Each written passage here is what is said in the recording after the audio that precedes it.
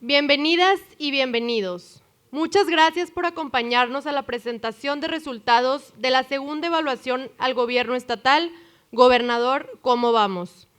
Este ejercicio nos permitirá identificar los principales retos y avances del tercer año de gobierno de Samuel García en temas de seguridad, medio ambiente, desarrollo urbano y movilidad, economía, desigualdad, gobierno, salud, educación y finanzas. Les invitamos a usar el hashtag Gobernador Cómo Vamos para compartir contenido y datos del evento en redes sociales. A continuación, procederé con el orden del día. Primero, mensaje de bienvenida por Mario Adrián Flores, vicepresidente de la región Monterrey y director del TEC de Monterrey, Campus Monterrey. Segundo, introducción a la evaluación de Gobernador Cómo Vamos por Luis Ávila, director de Cómo Vamos Nuevo León. Tercero, presentación de resultados de la evaluación por Leslie Garza, coordinadora de evaluación e investigación en Cómo Vamos Nuevo León. Y cuarto, diálogo entre especialistas, autoridades del gobierno estatal y el gobernador. Agradecemos al TEC de Monterrey por brindar este espacio para llevar a cabo el evento, en el que reconocemos la destacada asistencia del gobernador del Estado de Nuevo León, Samuel García Sepúlveda, de las y los funcionarios del gobierno estatal, de instituciones públicas, a la comunidad universitaria, representantes de organizaciones de la sociedad civil, de nuestras redes de especialistas y público en general. Sean todos muy bienvenidos. Para dar inicio al evento, cedo la palabra a Mario Adrián Flores, vicepresidente de la región Monterrey y director general del TEC Campus Monterrey.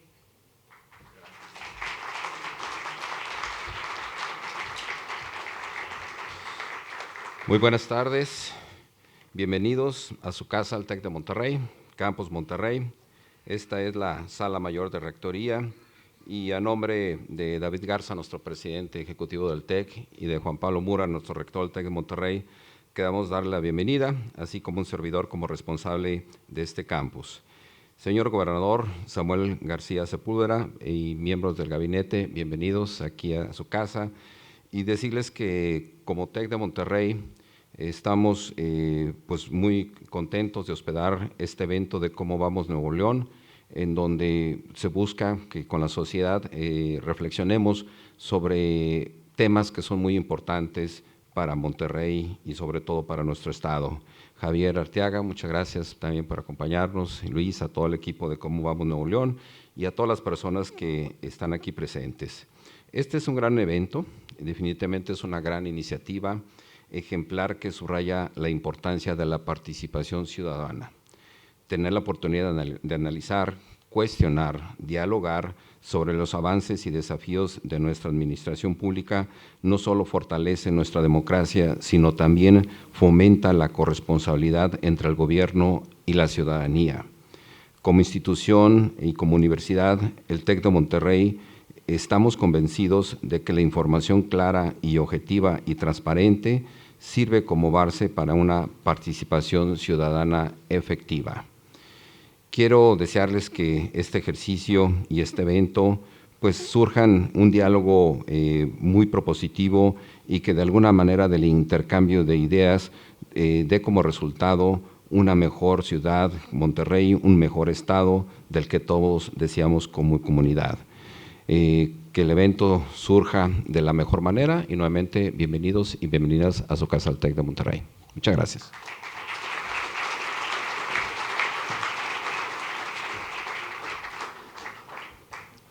Gracias, Mario Adrián.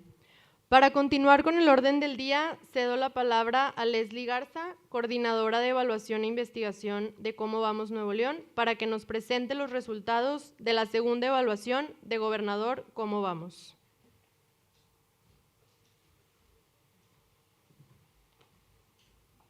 Bueno, antes de conocer los resultados, me voy a permitir, a nombre de Javier Arteaga, presidente del Consejo de Cómo Vamos, y nuestras consejeras y consejeros que hoy nos acompañan, compartir algunas reflexiones que nos permiten situar mucho mejor el contexto de la presente evaluación. Lo primero es el Estado no solo el gobierno,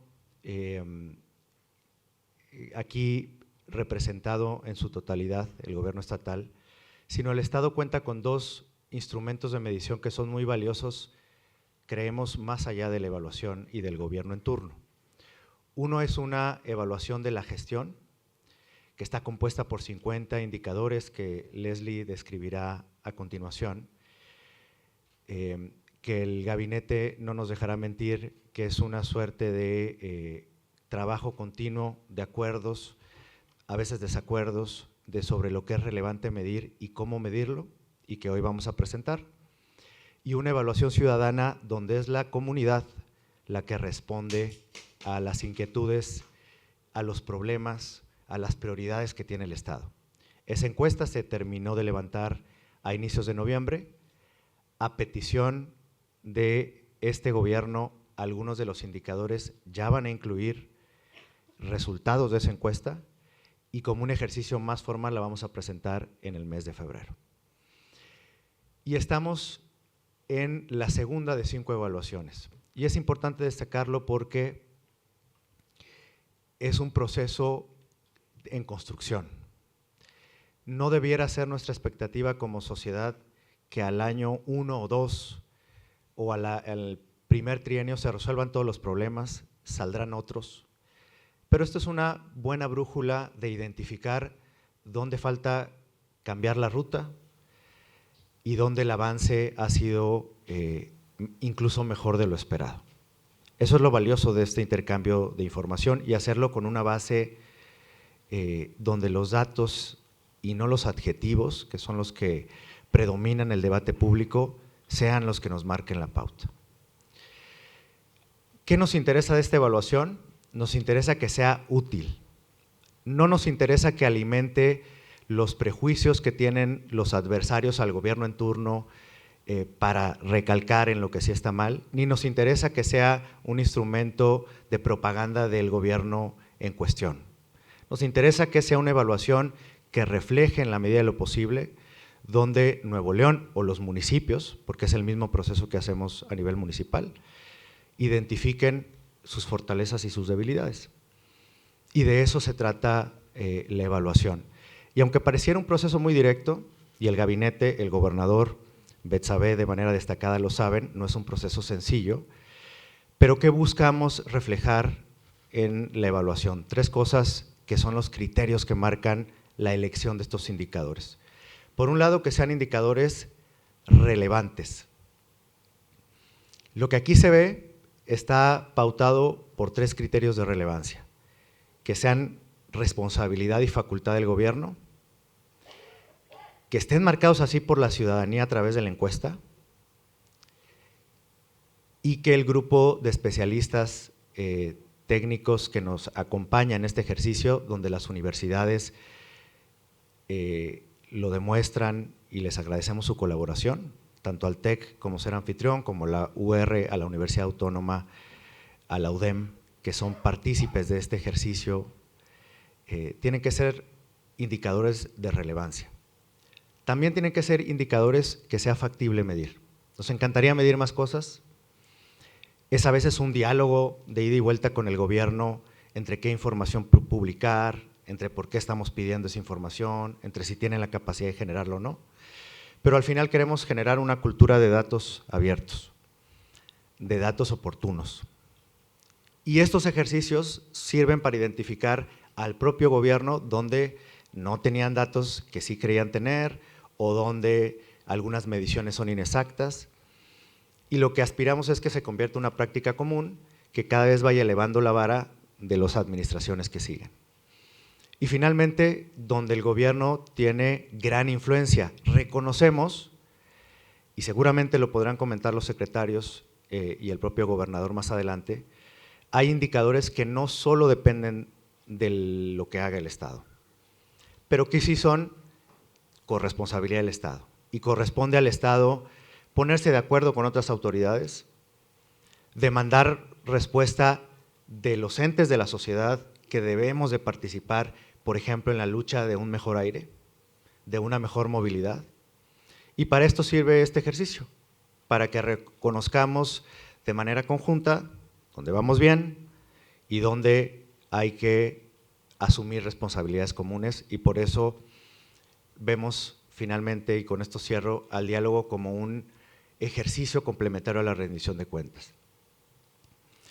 El diálogo está hecho no tanto para presentar la evaluación, porque eso lo podemos hacer de una manera más simple que intentar tener un evento como este, pero sí sirve para que las autoridades puedan matizar aquello que el dato a veces es muy frío en reflejar.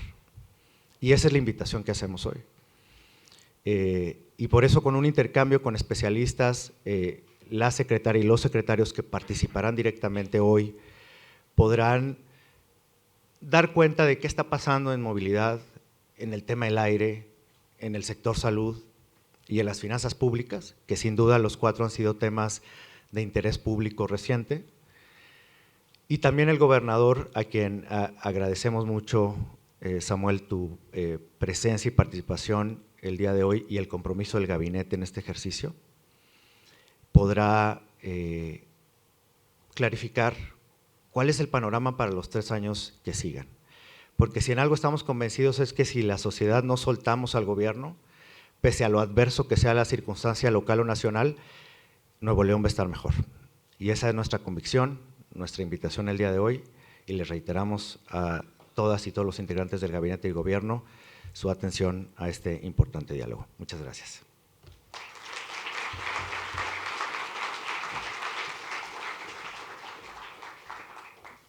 Muchas gracias, Luis Ávila, director de Cómo Vamos Nuevo León, por darnos una introducción a la evaluación.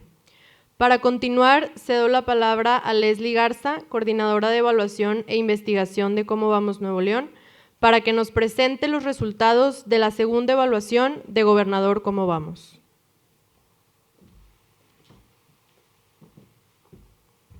Muchas gracias, Ana.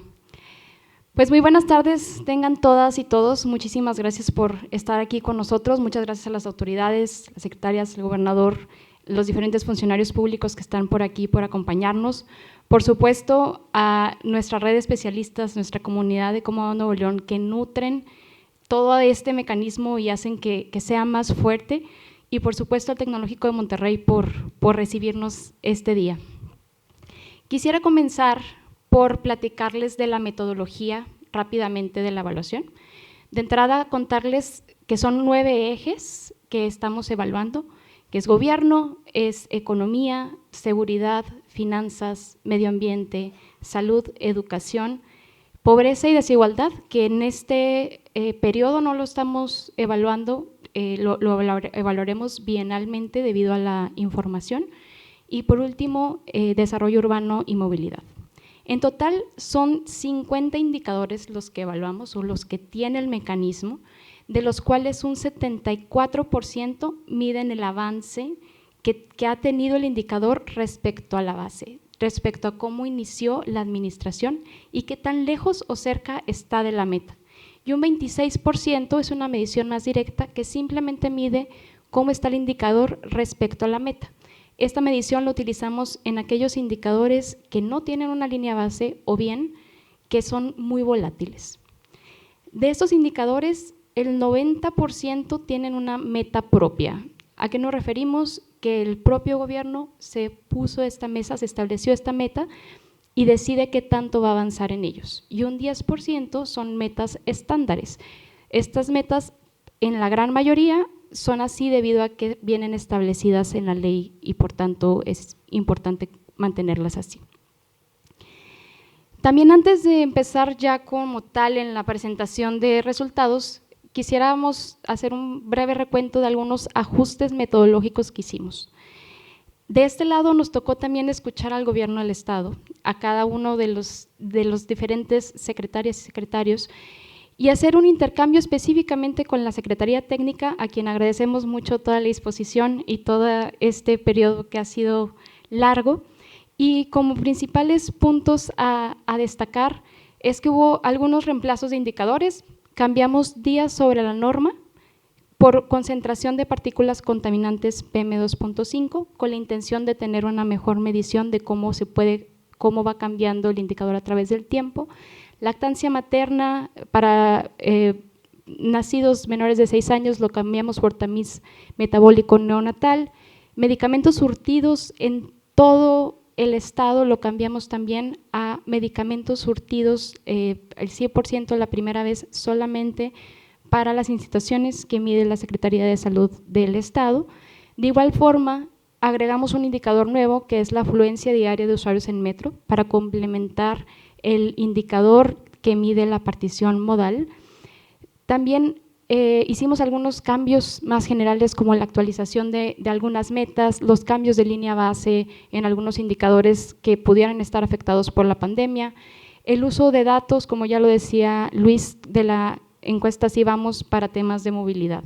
Y por último, hay 2 indicadores que están en revisión y se quedaron en revisión para esta evaluación, que es trámites digitalizados y personas desaparecidas, con la intención de seguir en diálogo con las secretarías y buscar la mejor forma de poderlo medir. Ahora sí, ya para pasar, nada más van a poder ver en las próximas diapositivas algunos colores. En verde significa que avanzaron y cumplieron con la meta. Amarillo mejora respecto a la línea base, pero no llega a la meta. Y por último, en rojo, empeora o simplemente no cumple la meta. Comenzando con el eje de economía, que es uno de los indicadores o los ejes mejor evaluados en este periodo, tanto por esta evaluación como por la encuesta Sí Vamos, encontramos que hubo una mejoría en la tasa de desocupación, se redujo casi a la mitad, cumpliendo con la meta y de igual forma cumpliendo con la meta del final del sexenio. La tasa de participación en las mujeres incrementó ligeramente, cumpliendo también con la meta, y el indicador trimestral de la actividad económica tuvo una mejoría, sin embargo se quedó cerca de cumplir la meta. Cabe resaltar que no estamos poniendo todos los indicadores que medimos en cada eje, solamente queremos resaltar algunos puntos porque como saben son 50 y sería una presentación bastante larga. Entonces, continuando con el eje de gobierno, aquí me gustaría, bueno, aquí hay algunos puntos. De entrada, la incidencia en corrupción en trámites por cada 100,000 habitantes tuvo un incremento de alrededor del 29%, con lo cual se quedó, no cumple con la meta y tuvo un incremento. Hay un indicador que no evaluamos la evaluación pasada y que es la habilitación de bases de datos en formato abierto. Esto es algo que estuvimos trabajando durante este año con la Secretaría Técnica y esto parte de una demanda desde que hicimos las mesas de trabajo para la construcción de indicadores de información que solicitaba la ciudadanía y se enmarca en este ejercicio local de gobierno abierto donde una de las principales propuestas también es poder tener este tipo de datos abiertos y seguir fomentando un gobierno abierto. Aquí podemos encontrar información bastante útil que ha sido, por ejemplo, los ingresos y egresos de los centros penitenciarios, temas en salud, qué enfermedades se están detectando, enfermedades atendidas, denuncias de maltrato animal, uso de agua. Todas estas bases de datos están en la página del gobierno, en la parte de transparencia proactiva, les invitamos a verlo y de igual forma en nuestro reporte podrán encontrar las ligas para que lo exploren. En temas de espacios de participación ciudadana también cumplieron con la meta, llegando a 291 espacios. En el tema de educación también es uno de los mejores evaluados, igual forma por la encuesta Sí Vamos también. Aquí encontramos que el porcentaje de la población con rezago educativo disminuyó, cumpliendo con la meta. También la tasa bruta de cobertura en educación media superior tuvo un incremento considerable y la tasa de abandono en educación media superior disminuyó un 25%. Este era uno de los principales temas que se tenían al principio de la administración y vemos cómo se ha tenido una mejoría. Y bueno, esto es cómo estamos en el tema de educación. En seguridad, quisiera a partir de aquí dar algunos puntos más de contexto. En seguridad, comenzando con cómo nos sentimos en la ciudad, y esto es a través de la ENVIPE, encontramos que un 72.8% de las personas dicen sentirse inseguros o inseguras, y el promedio nacional es de 73.6, estamos ligeramente mejor que el promedio nacional. En el tema de homicidios, encontramos que la tasa por cada 100,000 habitantes en un rango de fecha de octubre a septiembre, octubre de 2023 a septiembre de 2024 es de 25.7, mayor que el promedio nacional de 19.3.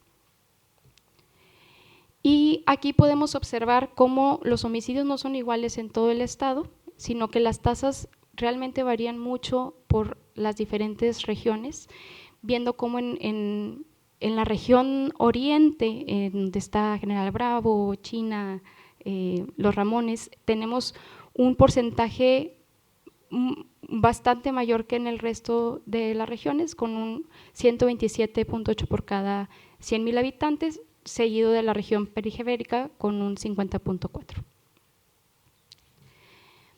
En cuanto a cómo estamos en algunos indicadores, ya lo mencionábamos, la tasa de homicidios incrementó, la tasa de denuncias o llamadas por eventos confirmados al 911 de igual forma tuvo un incremento. La calificación de los centros de reinserción social tuvo una mejoría, no llegó con la meta, pero se avanzó de forma positiva. Y el porcentaje de policías que cuentan con CUP incrementó, si bien el número de policías tuvo un ligero retroceso, el CUP sí tuvo una mejoría y se acerca bastante a la meta. En el tema de movilidad y desarrollo urbano, estos son datos nuevos de la encuesta Sibamos que también por acá nos acompañan de la Facultad de Economía. Acabamos de terminar de levantar. Encontramos que el porcentaje de personas que se mueven en transporte público colectivo en Nuevo León tuvo un incremento, llegando a 29%. Y como vemos, pues ya superamos el nivel que teníamos antes de la pandemia y ha tenido una tendencia positiva, superando este bache que teníamos en la pandemia, ¿no? Lo que también ha tenido un incremento han sido los tiempos promedio de viaje en camión, incrementando en 1 hora del 2019 al 2024 el tiempo promedio de viaje redondo para quienes utilizan específicamente camión, llegando a 2 horas con 56 minutos, casi 3 horas en promedio. El número de unidades de transporte público así se ha movido, ha tenido un incremento, una ligera reducción respecto al año pasado, llegando a 4,053 unidades. Aquí es importante mencionar que una de las bases de datos que estamos solicitando también es en el tema de camiones, poder tener un poquito más de información y lo estaremos trabajando, ya estuvimos platicando con los miembros del IMA para construir y en conjunto estas bases de datos abiertas y brindar mayor información a la ciudadanía. En cuanto, pues un resumen de esto, ya lo hemos visto, incrementaron las personas que usan transporte público, los tiempos de traslado también incrementaron, no llegamos a la meta, y el número de unidades de transporte público incrementó, no se llegó a la meta propuesta, pero tuvo una mejoría. Siguiendo con el tema de salud, que también es uno de los mejores evaluados en este periodo, quisiéramos hacer un pequeño, precisiones antes de llegar. De entrada, el porcentaje de medicamentos que fueron surtidos completos la primera vez, esta es la diferencia de cómo se ve a nivel México, el porcentaje es de 71.6%. A nivel estado, es decir, de todas las instituciones del estado de Nuevo León que brindan el servicio de salud, estamos en un 72.6%, y para las instituciones específicamente que brinda atención la Secretaría de Salud del Estado, estamos en un 77.3%, estamos mejor. Y bueno, aquí vemos que los minutos de espera en urgencias, específicamente para las instituciones de salud operadas por el Estado, fue de 12.6, esto es para quienes están en un triage rojo o naranja y cumplen con la meta de tener menos de 15 minutos de espera. Los medicamentos surtidos por primera vez, ya lo vimos, incrementaron y llegaron a la meta. Y la tasa de mortalidad por cáncer de mama tuvo una disminución, sin embargo, no cumplimos con la meta. En el tema de medio ambiente, aquí quisiera empezar hablando un poquito de aire. Vemos cómo estas son todas las concentraciones anuales promedio de los diferentes contaminantes. Vemos cómo una de las que ha crecido, o vemos que varias se mantienen bastante constantes, y una de las que ha crecido son las PM2.5, alrededor del 25%, si lo comparamos con el periodo de las pandemias. Y si vemos los días sobre la norma, específicamente de las las PM10, anterior también eran las PM10, los días sobre la norma de las PM10 por estación, vemos cómo hay algunas estaciones que tienen un mayor porcentaje de días sobre la norma, específicamente en las secciones de Apodaca, Escobedo y Juárez, que son las que están marcadas. Tenemos pues más de 55% de los días sobre la norma, específicamente para el contaminante de PM10 en el último año. Y bueno, así nos fue en temas de medio ambiente. La concentración promedio de PM2.5, como vieron en la gráfica, se mantuvo bastante constante, sin embargo, no llegó a la meta de 10 micras, que es la que está establecida en el PIGECA y que es la que nos mantiene en niveles aceptables de salud. Los establecimientos generadores de emisiones con licencia ECOA disminuyeron, no llegamos a la meta.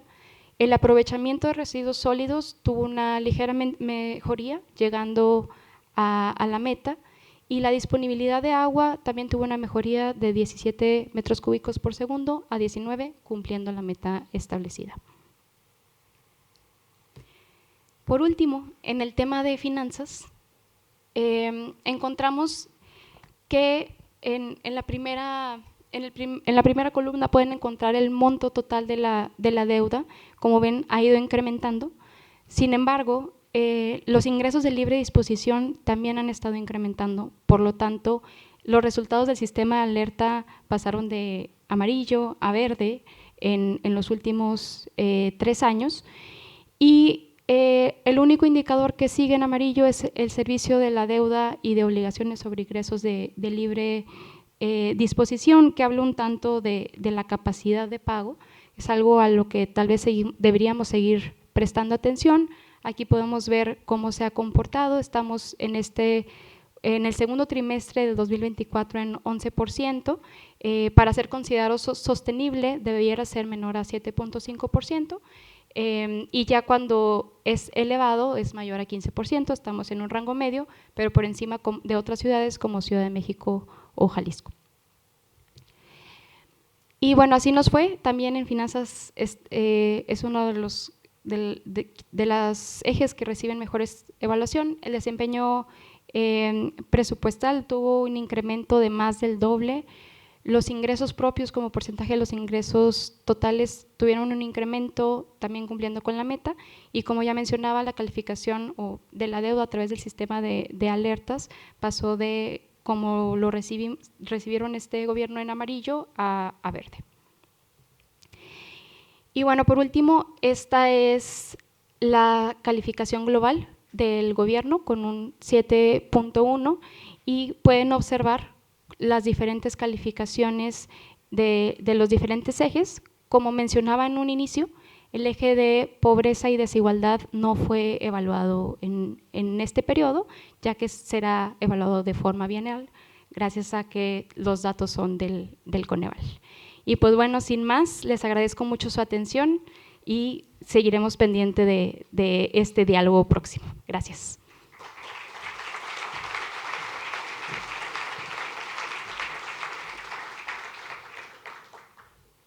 Muchas gracias, Leslie. Para continuar con el desarrollo del evento, pasaremos al diálogo entre especialistas y autoridades, en donde se abordarán distintos de los ejes medidos en Gobernador Cómo Vamos. Agradecemos la presencia y participación en el diálogo de las siguientes autoridades. Asimismo, les invito a pasar al frente al mencionar su nombre. Alfonso Martínez, secretario de Medio Ambiente. Carlos Garza, secretario de Finanzas. Alma Rosa Marroquín, secretaria de Salud. Y Hernán Villarreal, secretario de Movilidad y Planeación Urbana. Agradecemos también la presencia de especialistas de nuestras redes que participarán en el diálogo. Selene Martínez, bióloga por la Universidad Autónoma de Nuevo León y directora del Observatorio Ciudadano de Calidad del Aire del Área Metropolitana. Elvira Naranjo, doctora en Política Pública por la Escuela de Gobierno y Transformación Pública y actual directora del Departamento Regional de Economía del TEC de Monterrey. Bárbara Diego, especialista en envejecimiento y cuidados y directora de Grupo Vida a los Años. Y Yasmín Viramontes, maestra en Transporte y Planificación Urbana y directora de Camina, Centro de Estudios de Movilidad Peatonal. Cedo la palabra a Luis Ávila, director de Cómo Vamos Nuevo León, para dar inicio al diálogo. Gracias, muchas gracias, secretarias, secretarios. La dinámica del diálogo les pediría que tengan una intervención de un par de minutos reaccionando en general a la evaluación, a cómo ven la situación en el tema que les toca en el Estado. Y luego un breve intercambio muy dinámico con las destacadas especialistas, precisando algunos temas que son de interés público. Son 10 minutos de ese intercambio que empieza a contar una vez que ellas elaboren la primera pregunta. Entonces, sin más, y si le parece, secretario Alfonso, empezamos con el tema de medio ambiente con una primera intervención de hasta por 2 minutos. Buenas tardes a todos. Qué bueno que tuvimos la oportunidad de comentar sobre los indicadores porque todavía hay que mejorar mucho en temas de calidad del aire, la forma como se está evaluando, porque la meta de 10 microgramos como promedio anual de PM2.5 está planteada en el PIGECA al 2033, es decir, al final de que el programa se lleve a cabo. Entonces, si te traes esos 10 microgramos al 2024, pues obviamente faltan 8 años o 9 de avance que se está midiendo, ¿no? Entonces habría que poner esa meta como está en el PIGECA en los 10 años y luego cuánto vamos a ir avanzando cada año. También el año calendario se termina obviamente el 31 de diciembre, por lo que habría que compararse cada año hasta esa fecha porque también hay una variación. Entonces, ese punto es importante. Me da mucho gusto que se hayan quitado los días sobre la norma y les agradezco ese diálogo porque no es un indicador correcto, pero se sigue usando al comparar PM10 cuántos días sobre la norma hubo y entonces pues no se quitó del todo, ¿no? Entonces, esas dos mediciones creo que, bueno, no creo, estoy seguro que hay que cambiarlas, porque sí, el promedio anual de PM2.5, les digo, está planteado hasta el 2033 y se adelantó, y por otro lado los días sobre la norma, que no son para comparar, se están usando para comparar.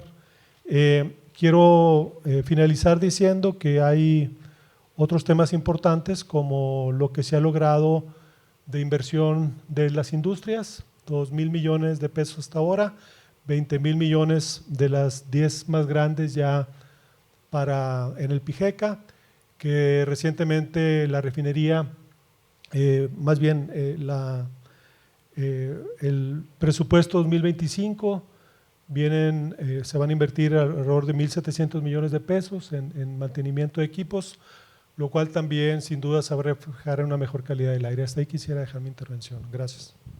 Gracias, secretario. Y para un intercambio de 10 minutos, Selene, gracias por acompañarnos y adelante. Bueno, primero muchas gracias por la invitación a Cómo Vamos, también a las autoridades por la apertura.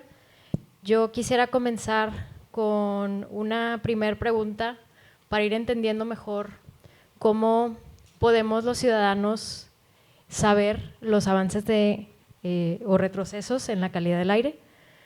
Entendiendo que el indicador de días sobre norma está establecido en el Plan Estatal de Desarrollo 2022-2027, en el Plan Estratégico también de Consejo Nuevo León y en los informes de los primeros 3 años de gobierno. La pregunta es por qué el cambio de criterio y preferir no publicar los días sobre norma cuando a inicios de esta administración era un indicador al cual se le estaba dando seguimiento y que incluso podíamos escucharlo como un indicador que podría ser base en el PIGECA o en el Sistema de Vigilancia en Salud. Esto para evaluar el cumplimiento de la norma de salud. Claro. Digo, tú sabes, tuvimos una reunión ahí en el Consejo del Observatorio y dialogamos de cuál era la mejor forma de hacerlo. Los días sobre las normas tenía en el pasado como un indicador de los medios de difusión, donde pues era muy difícil cambiarlo por la presión social que se tenía, pero yo mencionaba con Leslie, platicaba con Leslie que en este caso tendríamos que hacer el esfuerzo para cambiarlo porque no es un indicador que se deba de quedar para ir midiendo los avances en la calidad del aire. Y bueno, coincidimos con el observatorio en ese punto en específico y por eso también en su momento con la Secretaría Técnica lo dialogué, pero pues igual, como era la presión social de irlo reportando de esa manera y como las portadas y los noticieros así lo reportan, pues es difícil luego enfrentar eso y decir que no es correcto. Cuando publicamos el PIGECA el 11 de enero de este año y que pusimos la meta en microgramos, pues entonces ya tenía el soporte para decir que de esa era la manera de hacerlo. Esa sería mi respuesta.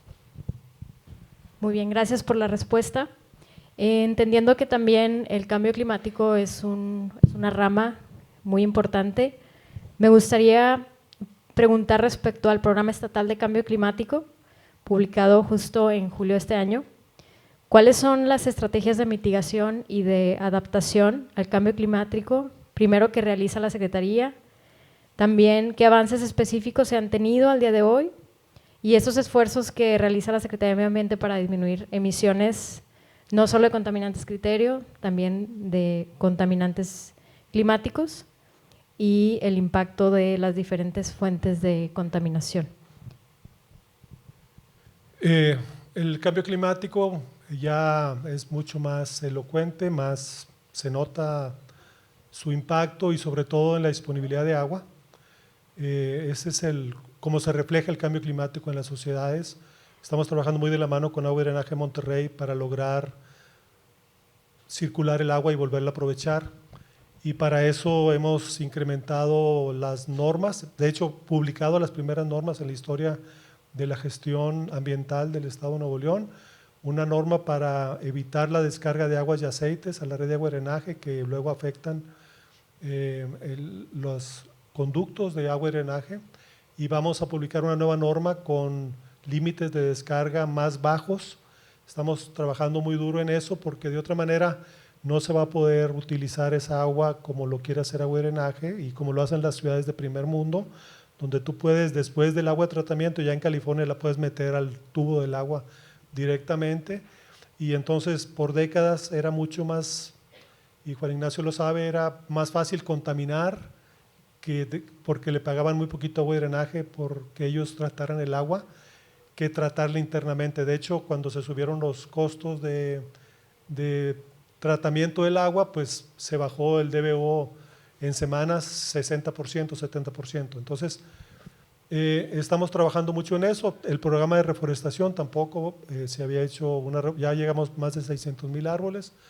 Los árboles están salvando vidas porque, no me dejará mentir la Secretaría de Salud, los golpes de calor se dieron el 80% en los dormitorios de personas que no tienen dinero para pagar la electricidad o no tienen dinero para pagar un clima.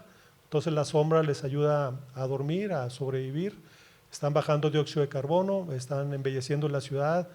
Somos el único orden de gobierno que está reforestando la sierra junto con el Fondo Ambiental Metropolitano.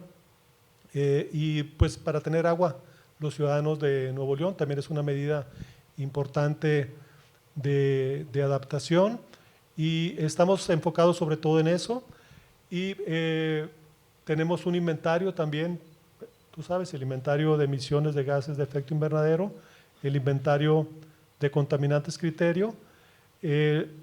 Ambos contaminantes provienen de la quema de combustibles fósiles principalmente. Desgraciadamente, así como lo dijo Luis al inicio, el porcentaje mayor de PM2.5 y el porcentaje mucho mayor de dióxido de carbono pues son responsabilidad de la Federación en su gran mayoría por la producción de energía. Y bueno, pues estamos también con mucho beneplácito sabiendo que las energías renovables van a tener un peso mayor en este gobierno y que sin duda se va a notar también en eso, ¿no? Gracias. Justo mencionando el tema también de la refinería de Cadereyta, me gustaría finalmente preguntar que si bien estamos conscientes de que muchos de los grandes temas de movilidad y de desarrollo urbano que suceden, finalmente tienen un impacto en el medio ambiente y en la salud de las personas, ¿cómo es que la Secretaría de Medio Ambiente se involucra en los proyectos de movilidad y desarrollo urbano? Por ejemplo, un proyecto muy sonado ahora es el del viaducto elevado de Morones Prieto, y cómo es que la Secretaría de Medio Ambiente puede asegurarse que no generen más emisiones, por ejemplo, de fuentes móviles. Y la otra parte es cómo se coordina la Secretaría con los municipios para disminuir y monitorear las principales fuentes de contaminación, entre ellas la refinería de Cadereyta. Claro, bueno, con los municipios estamos retomando la coordinación, como tú lo sabes, para el programa de respuesta a contingencias atmosféricas. Les enviamos a ustedes un borrador a la Alianza del Aire de un acuerdo con los municipios que ustedes están revisando. Yo espero que la coordinación sea más efectiva porque también tienen una participación muy importante, sobre todo en fuentes vehiculares. Tuvimos el día de ayer una junta muy larga con la Semarnat, porque se le está preparando a la presidenta un diagnóstico conjunto de la situación que guarda la calidad del aire, sus fuentes en el área metropolitana de Monterrey, y pues eso es también muy importante porque cambian mucho las cosas. Por ejemplo, esta inversión que viene a la refinería, anteriormente eran inversiones de producción y no de mantenimiento, y cuando revisas tú los rubros, y gracias al esfuerzo de la sociedad civil, del gobierno del estado, que hemos estado pendientes de eso, me parece a mí que se sensibilizó el tema y bueno, esos recursos que se van a invertir finalmente van a reducir las emisiones de esa fuente también tan importante. Ya tenemos a las principales empresas, a las más grandes, tenemos 178 empresas más que van a invertir, que nunca se había hecho eso en la historia de Nuevo León, y faltan las fuentes móviles, ¿no? Tenemos que ponernos de acuerdo como metrópoli para entrar a ese tema también. Sí hemos estado deteniendo camiones de carga, camiones algunos de pasajeros que tienen demasiadas emisiones, pero tenemos que pasar a mejorar la flota vehicular, a modernizarla como metrópoli, a electrificar todo lo que viene de electrificación que se está promoviendo en el gobierno del estado, pues va a ser muy importante. De hecho, la electrificación pues es uno de los mecanismos que más reducción de emisiones va a tener en un futuro. Muchas gracias. Gracias a ti. Gracias.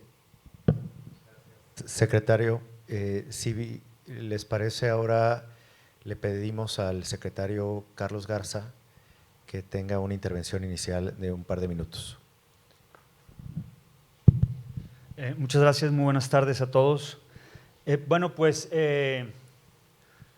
un poco platicar cómo está la situación financiera y platicar un poco de los indicadores. Yo aprovechando primero la parte de indicadores, creo que pues evidentemente se ven bien, pero pues al final del día son como medio frívolos, porque las finanzas vistas desde un punto de vista pues, de gobierno pues no dejan de ser más que un medio, no son un fin como un todo. Y yo creo que algo que nos faltaría como sociedad es medir verdaderamente lo que logran las finanzas.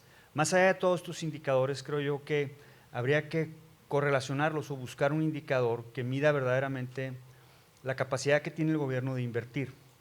Y creo que eso, al menos, ahora sí, hablando un poco del contexto de las finanzas del Estado, es que estamos invirtiendo mucho, independientemente de la situación financiera y de los indicadores.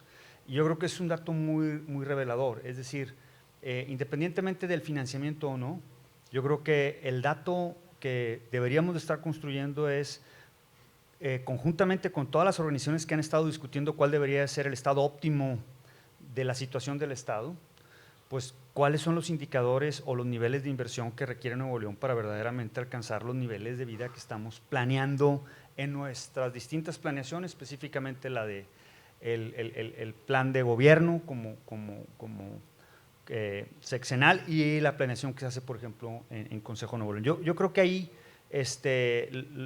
creo que hay un área de oportunidad, y otra área de oportunidad en la parte de deuda es también no nada más ver al gobierno central, sino a los entes públicos, porque Nuevo León es un caso atípico, no todos los estados del país tienen entes públicos con esa capacidad. Agua y Drenaje tiene una capacidad extraordinaria, calificación crediticia, AAA, la red de autopistas, etcétera, etcétera. Yo diría, dos reflexiones de arranque es medir la inversión, y dos, ver a los organismos también como, digamos, en su justa dimensión y no mezclarlos con propiamente la parte financiera del Estado, porque en muchos de los casos no tienen ninguna vinculación desde el punto de vista financiero. Secretario, ahora para un intercambio de hasta 10 minutos, agradecemos a la doctora Elvira del TEC de Monterrey. Muchas gracias, secretario. En relación a la situación financiera del Estado en este año y un poco también a manera de recapitulación, ¿no?, de lo que ha sido el 2024, ya que nos encontramos pues muy cercanos al cierre. Preguntarte en relación con este proceso de reconducción que se hizo del presupuesto a inicio de año, ¿no? Es decir, que el presupuesto que estamos ejerciendo en el 24 es el del 23. Preguntarte cómo se han tomado las decisiones de gasto de los recursos que se recibieron de gobierno federal, si estos fueron mayores a los del 2023 y cómo se han distribuido esos recursos adicionales. Y bueno, adicionalmente, en un proceso un poco también como de reflexión de cuáles han sido los retos de conducir el presupuesto en esta circunstancia, quizás invitarte a pensar un poquito sobre qué ha sido lo bueno, lo malo y lo feo de esto. Muchas gracias, Elvira. Pues mira, pues en la parte financiera hay muchas leyes, eso es lo, digamos, no sé si lo bueno, lo malo, lo feo, pero eso es lo que nos obliga a hacer muchas cosas. Entonces, no hay mucho margen de discrecionalidad. La ley, independientemente si estamos en reconducción presupuestal o no, la ley establece que todo aquel ingreso excedente, lo cual es una buena práctica, tiene que ir principalmente o a pagar pasivos o a inversión. Ese es un año normal. Evidentemente, si estamos partiendo de la base de que estamos aplicando el presupuesto 2023 numéricamente, porque el presupuesto es 2024, el de reconducción, pues te imaginarás, habrá una gran cantidad de ingreso excedente. La gran ventaja que tenemos nosotros como gobierno es que tenemos demasiada inversión. Entonces, evidentemente, ¿hacia dónde van esos recursos excedentes? Pues a la inversión que tenemos. Para nosotros no fue difícil, hubiera sido difícil para otro gobierno, pues ¿qué hace? Porque no lo puede canalizar a gasto corriente. Y ahí sí se mete en un problema con la Auditoría Superior de la Federación, porque no es la Auditoría del Estado, sino es la Auditoría Federal quien revisa si se cumple o no con la Ley de Disciplina Financiera, por eso hablaba yo de las normas. Entonces, creo que sí ha sido un reto, porque es todo un tema. No todos los estados están en esa situación. Los mismos auditores pues, no tienen, digamos, un criterio normado respecto a cómo interpretar ciertas cosas. Pero en términos generales yo diría que estamos trabajando bien, con algunas excepciones desde la perspectiva, digamos, del gasto, es decir, evidentemente las dependencias, los organismos, los poderes, partieron con un presupuesto que obviamente no era el apropiado para el año en curso, pero los ingresos sí, los ingresos han venido llegando, ligeramente arriba, cualquier cosita.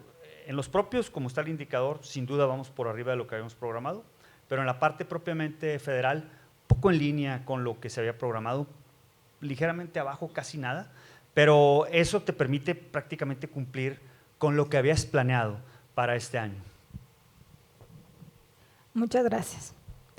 En relación también con el presupuesto y conscientes de dos cosas, ¿no? Que ya hemos mencionado. En primer lugar, bueno, que efectivamente la calificación en el eje de finanzas públicas es pues de las más altas, es una calificación de 10.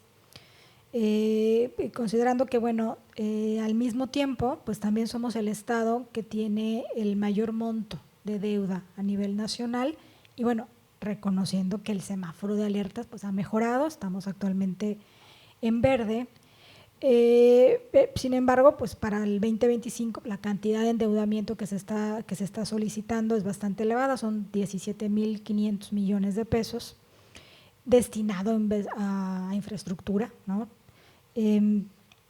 Preguntar sobre estos proyectos que se están pretendiendo financiar con este monto, si cuentan todos ellos con los estudios de factibilidad, de costos, de las etapas, fechas de terminación, o sea, los estudios completos de impacto, y si es así, bueno, si son públicos y si estos pueden consultarse.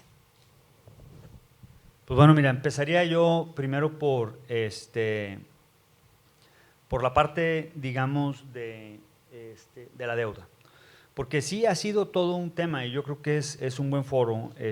Ahí están los indicadores. Al final del día yo reconozco que los indicadores establecen que estamos bien en el sistema de alertas.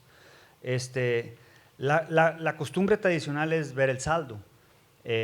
Yo reconozco que aquí no nada más se ve el saldo de la deuda, sino también se ve la capacidad del gobierno de tener más ingresos. Y eso, sin duda, yo diría… Nuevo León, al menos en este gobierno, se está desendeudando. Sí, porque al final del día, si hace, digamos, 3 años, por un peso, digamos, de ingresos se pagaba 1.2, 1.1 pesos de deuda, ese era tu saldo, ahora estamos pagando por un peso de ingresos 0.98, 0.95, 0.89, depende que, precisamente mañana sale el saldo al tercer trimestre y lo va a reportar todavía en verde y vamos a estar así en verde un buen tiempo. Entonces, eso nos lleva al segundo tema que tú mencionabas respecto a por qué estamos pidiendo tanto. Pues porque podemos pedir. Y yo creo que el día en que los problemas de Nuevo León estén resueltos, pues yo creo que no habría sentido pedir financiamiento. La realidad es que no están resueltos. Y lo digo como, digamos, todos los días vemos todas las necesidades que tenemos. Para eso es el financiamiento, para traer al día de hoy, pues obviamente esos recursos que le van a dar una satisfacción y beneficio a los que vivimos ahorita y probablemente si hablamos, por ejemplo, de un metro o de algún otro tipo de proyecto, como puede ser un hospital y que lo puedes fondear así, pues 30, 40 o 50 años. Yo creo que como sociedad ganamos independientemente del costo financiero, porque me queda claro que el retorno social ya medido en términos de esa valoración que se hace con el costo financiero es superior. Por eso es muy importante los proyectos de agua y drenaje y todo ese tipo de proyectos que independientemente que se fondean con algo de financiamiento, pues son rentables socialmente hablando. ¿Qué proyectos estamos planteando para el 2025? Pues evidentemente pues una gran cantidad. ¿Qué fue lo que hicimos nosotros cuando arrancamos en el 2021? Pensando en que la planeación del Estado implicaba arrancar proyectos plurianuales, que incluso en la lógica de construcción requieren varios años, pues decidimos planear desde el principio cuál iba a ser, digamos, nuestra capacidad para invertir. Y gracias a, pues, digamos, a recortes presupuestales en términos de gastos no necesarios, a fortalecer los ingresos, hemos tenido cada vez un poco más de capacidad y nos permitió arrancar una gran cantidad de proyectos. Los proyectos ahí están, pues el más grande lo podemos ver, evidentemente es el metro, en la escala de la inversión.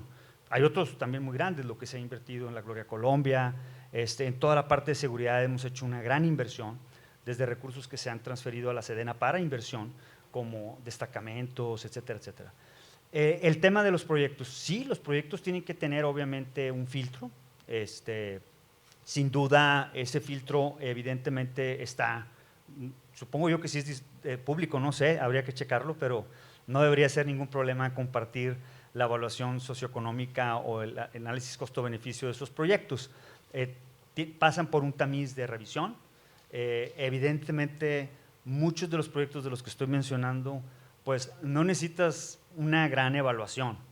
Probablemente la necesites si quisieras comparar con otras alternativas, ¿no? Es decir, es mejor esto que aquello, pero evidentemente los proyectos que estamos arrancando o que estamos iniciando son rentables. Probablemente haya otros mejores, es decir, otra rentabilidad mayor en algún otro proyecto. Pero esos son los proyectos que planeamos basados en un plan de gobierno que te dice estas son las necesidades que tenemos. En términos generales yo te diría, pedimos porque podemos, no lo digo en un tono así como soberbio, no, lo digo porque la capacidad del Estado es buena, pero en los próximos días vamos a reflejar algunos datos de lo que hemos invertido y lo que nos hemos endeudado. Y yo creo que eso nos va a dar una idea muy clara de que este ha sido un gobierno que se ha endeudado poco, porque prácticamente nada más 2 años hemos agarrado deuda y poquita, y hemos invertido mucho. Y yo creo que ese dato va a servir mucho. Por eso yo lo correlacionaba con el arranque de la sesión, en donde yo creo que esos indicadores van a ser muy buenos para la sociedad, porque al final del día eso es lo que necesitamos, ¿no? ¿De qué sirve tener finanzas sanas si no invertimos? De acuerdo, muchas gracias. Retomando alguna de las cosas que nos mencionas, ¿no? Toda la deuda destinada a esta infraestructura pública que será gozada no solamente por las generaciones actuales, sino por las generaciones futuras también. Dame un segundo.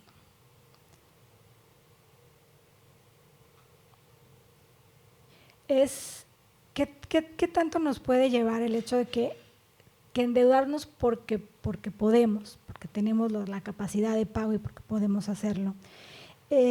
Solicitar o irnos como, no sé qué tanto nos estemos yendo a este límite máximo, ¿no?, de endeudamiento, o sea, si nos estamos como forzando demasiado porque hoy podemos y dejemos quizás en un poco de debilidad, ¿no?, que en años futuros, ¿no?, puedan surgir necesidades diferentes, urgentes, no previstas, y que entonces pues la posibilidad de pedir esta deuda adicional quizás no lo sea, ¿no? Quizás un poquito pensar en eso, bueno, preguntarte sobre eso.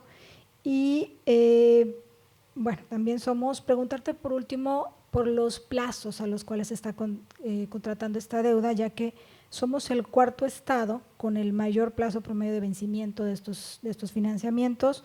El promedio está cerca de 20 años. Entonces, bueno, preguntarte también al final sobre eso, cómo se están planeando esta deuda y cuáles son esas condiciones de estos créditos que se van a adquirir. Mira, creo que la Ley de Disciplina Financiera establece muchos candados. Si la misma ley es la que nos dice que podemos llegar hasta el 15, yo creo que es un parámetro conservador. Es decir, si podemos pedir ahorita porque estamos en verde el 15% de nuestros ingresos de libre disposición es porque verdaderamente, y no nada más eso, porque lo miden varios indicadores, que en uno de ellos sí estamos un poco más apretados por obvias razones, en términos de no haber tenido presupuesto este año. Pero yo lo que diría es, no estamos pensando en… Yo tengo, no sé si la fortuna o la desgracia de llevar ya 9 años aquí. Si les platicara el primer año, y me reservo, pero bueno, todos sabemos de quién heredó el Bronco la administración. Esos sí eran problemas y eso sí era responsabilidad, porque no entregaron un solo ingreso para poder apalancar al Estado. Es decir, tú cuando pides financiamiento pones ciertas garantías. Todo estaba comprometido por muy poca deuda. O sea, era muy poca en la escala de ese entonces, pero todos los ingresos, no había manera de pedir prestado. Entonces, ¿qué sí vamos a hacer nosotros? Dejarle suficientemente ingreso libre al que llegue en el próximo sexenio para poder seguir pidiendo financiamiento. Aquí yo veo a muchas gentes que han trabajado en el sector privado y perfectamente saben que las empresas se apalancan, pues porque hay una planeación que permite pagar.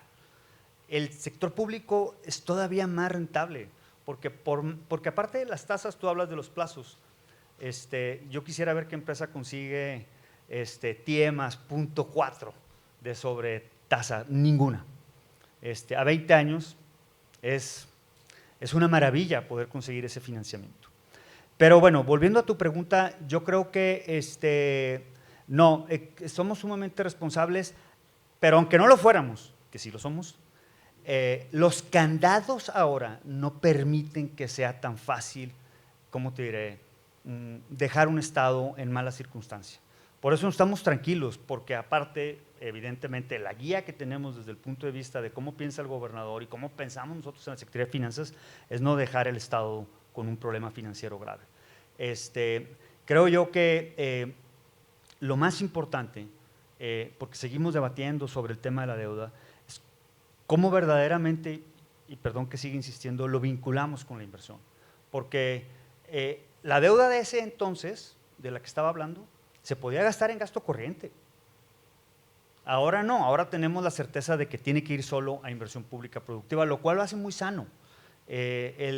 Nosotros no tenemos, y lo hemos platicado con el gobernador, nosotros estamos asumiendo el costo político de pedir la deuda, porque sabemos verdaderamente que la sociedad no distingue entre si es deuda o es aumento de impuestos o es qué. Al final del día lo que quiere es ver materializada la obra. Y en eso estamos trabajando. Muchas gracias. Gracias, doctora. Gracias, secretario.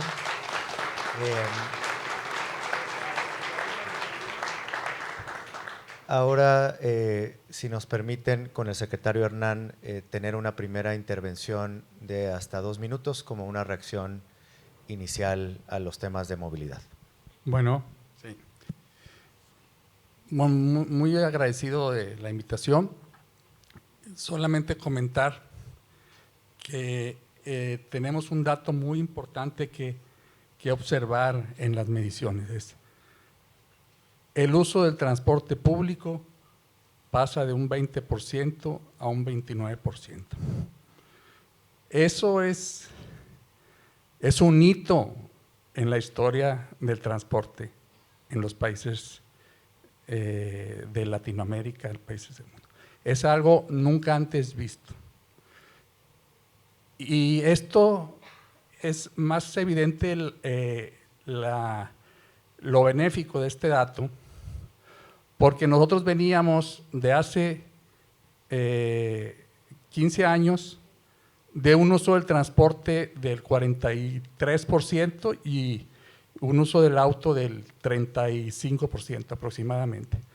Y el uso del transporte año con año fue cayendo hasta llegar a un 20%. Ese 20% es tener el nivel de transporte prácticamente en el estado crítico de que si bajas más de eso, olvídate de transporte público para siempre. Es lo que sucede en ciudades como San Antonio, como Houston, donde el uso del transporte anda en el 3%, 5%. O sea que no hay transporte público. Entonces nosotros, la estrategia desde el principio de este gobierno fue ver qué hacer para revertir esa tendencia que sabíamos que era dificilísimo lograrlo. Afortunadamente ya vamos más allá de la meta del fin del sexenio, que era el 34% planteado en el plan estratégico del Consejo de Nuevo León. Ya del 20 al 34 ya vamos en el 29, a la mitad del sexenio.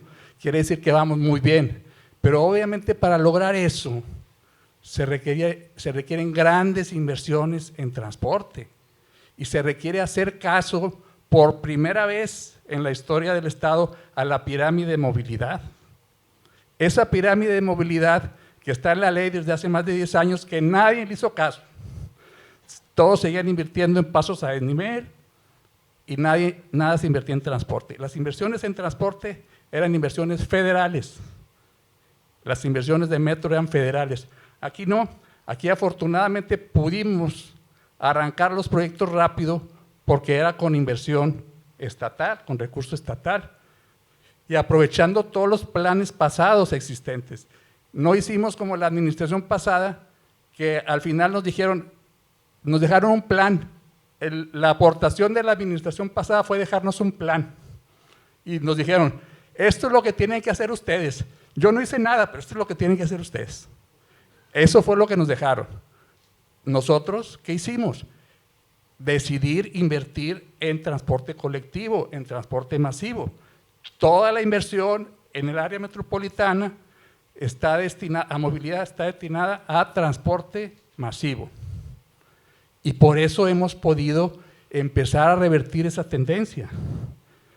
Desgraciadamente aquí para movilidad, los principales detractores son de aquel secretario de Economía y el tesorero. Les voy a decir por qué.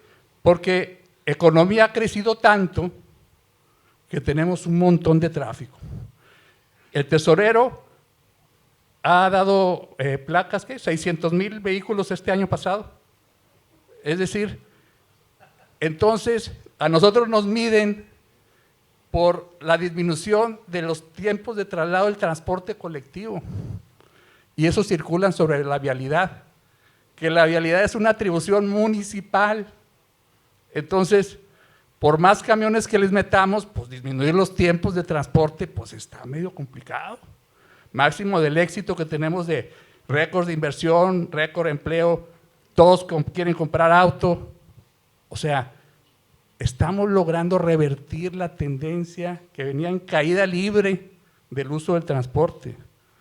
Eso es lo que creo que podemos rescatar de esta evaluación. Y creo que vamos bien. Ahora, la estrategia claramente es correcta. Lo único que puede sobrevivir entre la vialidad colapsada es el metro, ¿verdad? Porque el metro no le afecta el tráfico. Entonces, por eso estamos invirtiendo ahí. Por eso estamos metiendo camiones, no para que circulen por toda la ciudad. Cuando esté el metro, todos esos camiones van a alimentar a esa columna vertebral. Y nos vamos a poder mover más fácilmente en transporte que en automóvil.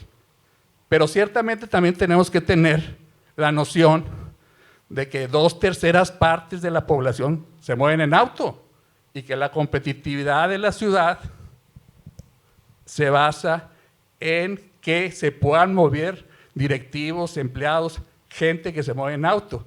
Tenemos que ver también qué vamos a hacer con el congestionamiento vial. Y por eso atendemos casos como el huracán Alberto, en donde obviamente la vialidad es un tema municipal, pero los municipios no le entran a eso. No. Se cayó el túnel, es tema municipal, nadie le entra. No, yo ya me voy, ahí nos vemos. Entonces, tenemos que atender y tenemos que ver qué hacer con el tráfico. Y obviamente que medimos la contaminación de las obras que hacemos. Utilizamos el MUPS, que es el paquete de contaminación más moderno, y en eso obviamente siempre verificamos que haya reducciones en los contaminantes en todas las obras que hacemos. También les digo, es muy fácil saber que lo que más contamina es un auto encendido y que no se mueva congestionado. Eso es evidente, o sea, es muy fácil demostrar que eso no va a haber quien sostenga que eso puede ser viable, tener congestionada Constitución y Morones Prieto todo el tiempo. Más o menos eso sería lo que yo quisiera comentar. Gracias, secretario. Para un espacio de intercambio agradecemos a la maestra Yasmín Miramontes. Adelante, ellas. Gracias, secretario, por la apertura también a dialogar. La primera pregunta es, bueno, rescato cosas importantes sobre lo que acaba de mencionar. Es un tema muy clave, la parte de la demanda inducida, ¿verdad? Y cómo se ha funcionado esta demanda para poder, o para pensando en esta, pues digamos, falacia en Monterrey y en Nuevo León, que en carro todos vamos a llegar más rápido, ¿no? Y justo lo dijo usted, o sea, hay personas que sí es importante que lo puedan hacer, y hay otro grupo de personas que es más importante que podamos pues seguir esa productividad que tenemos en Nuevo León con un transporte público de calidad que pueda funcionar, que nos conecte más rápido, ¿no? Y dejarle la calle a quien sí, digamos, el espacio para el automóvil a quienes sí necesiten moverse y puedan hacerlo, porque incluso hay personas que no pueden utilizar el automóvil.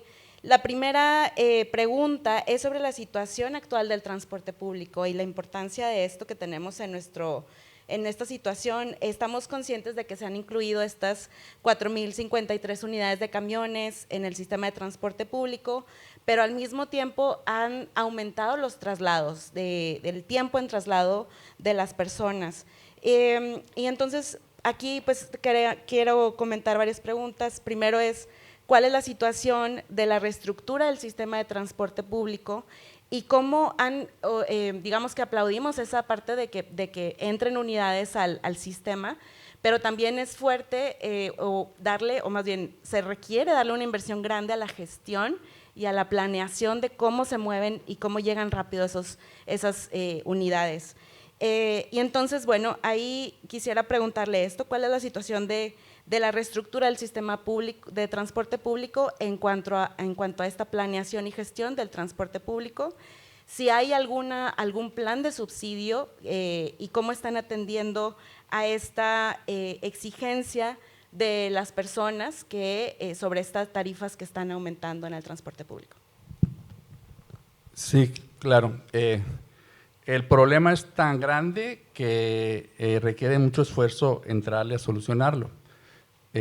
Pasar del 20% al 29% de uso de transporte en 3 años ha requerido un gran esfuerzo, una gran inversión y definitivamente el tema del problema que nos heredan aquí los otros secretarios del tráfico y de la disminución de los tiempos ha hecho que el tema del transporte se complique todavía más.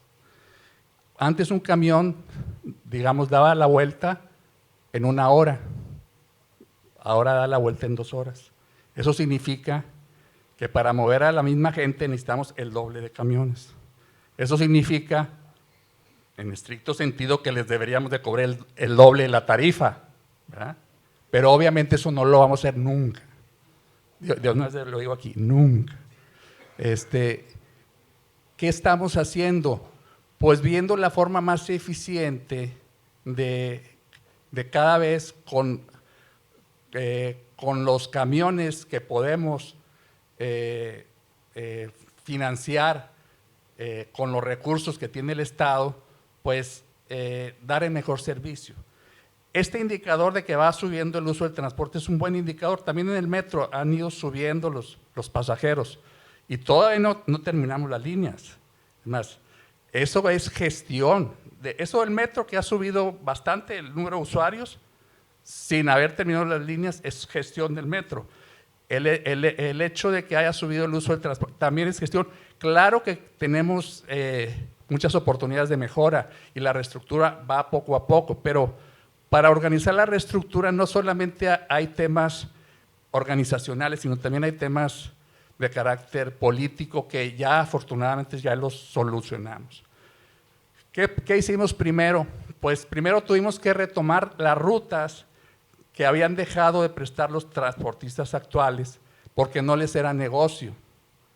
Pero había zonas de la ciudad que estaban demandando ese servicio. Entonces, metimos los primeros camiones verdes a esas rutas. Obviamente eran las rutas de menos pasajeros, por eso las dejaron estos señores, ¿no? Entonces, las primeras rutas que nosotros trabajamos pues tenían menos demanda del promedio. Ahora que vayamos con los siguientes etapas de camiones, pues vamos a tener un poco más demanda que las primeras. Claro que ahora tenemos el problema del tráfico, que ahora tarda el doble el camión de dar la vuelta. Entonces, necesariamente, si queremos que siga creciendo el uso del transporte, pues no podemos tener costos a los usuarios elevados. Entonces va a haber que dar un subsidio para mantener las tarifas en esos niveles adecuados para que los usuarios dejen su auto o ya no migren al auto.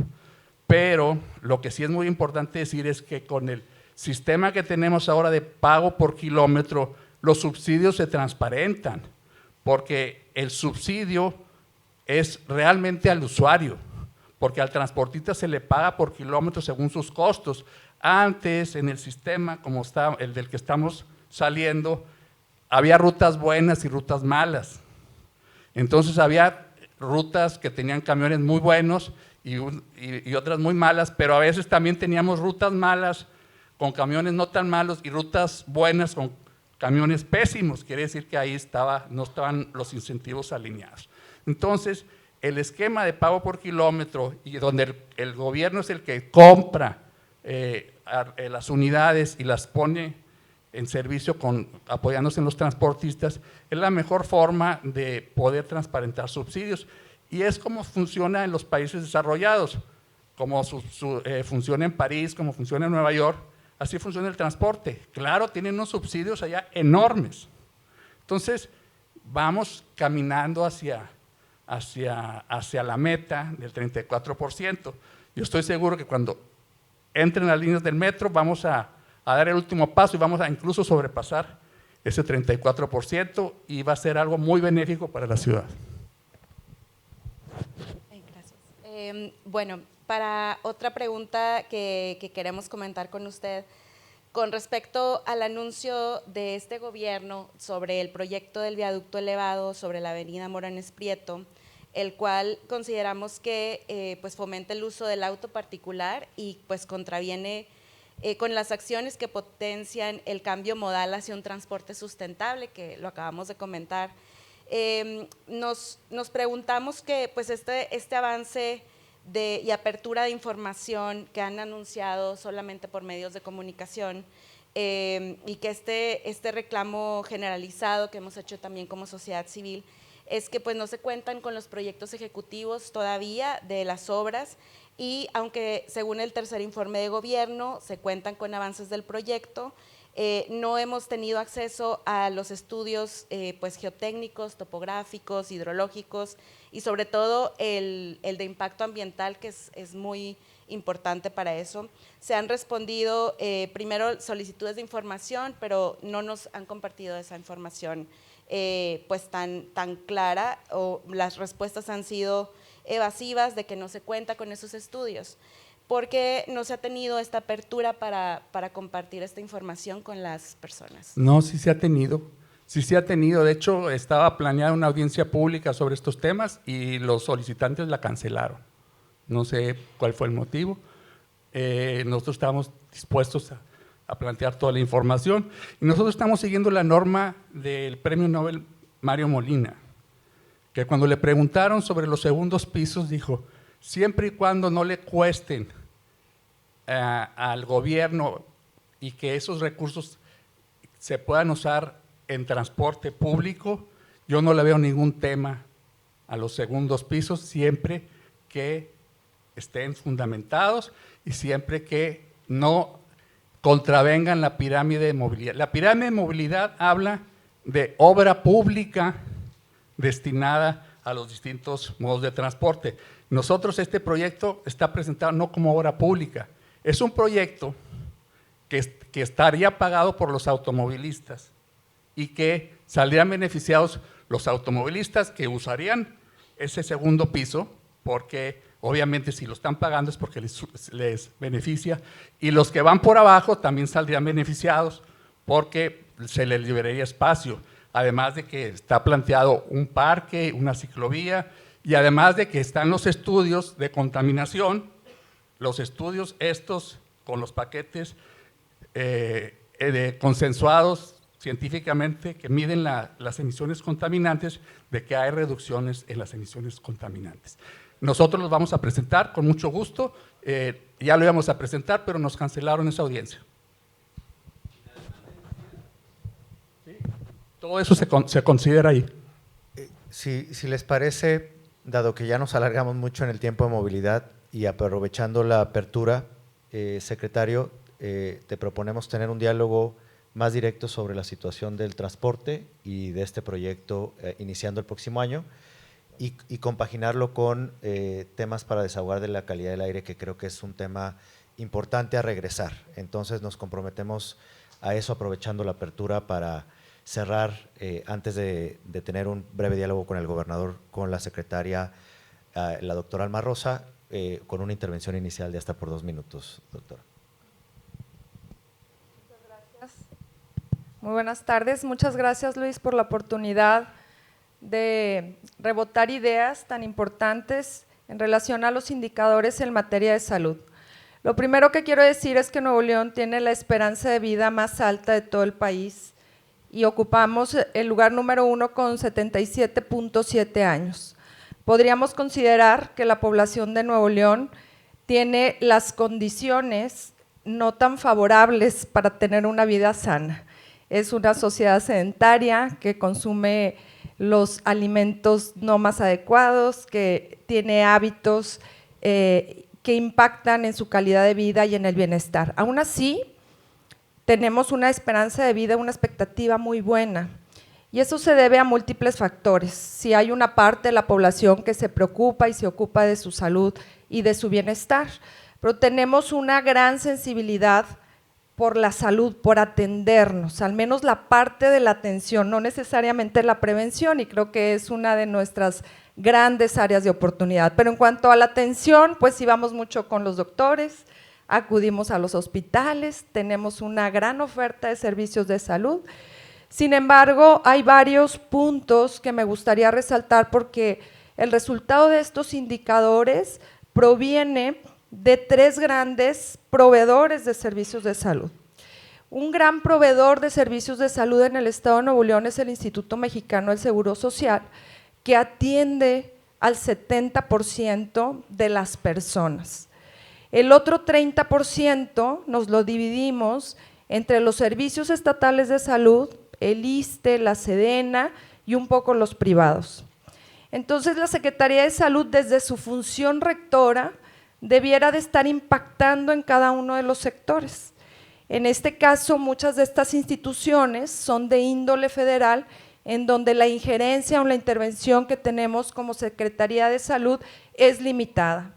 Y es ahí donde nosotros nos enfocamos en esta primera etapa de la administración a garantizar el acceso a los servicios de salud a las personas que no contaban o que no se sabían, pues, que tenían una posibilidad de accesar a servicios de salud, y desarrollamos la estrategia Cuidar tu Salud, que hoy ya beneficia a más de 1.1 millones de personas, y de ahí se desprenden una serie de ejes estratégicos que hoy ya suman 11, que son únicos, que son diferenciadores en el país y que es muy importante ponerlos sobre la mesa, trabajarlos, auditarlos, evaluarlos, por supuesto, y que los tengamos esa visibilidad para poder compartirlos con las demás instituciones.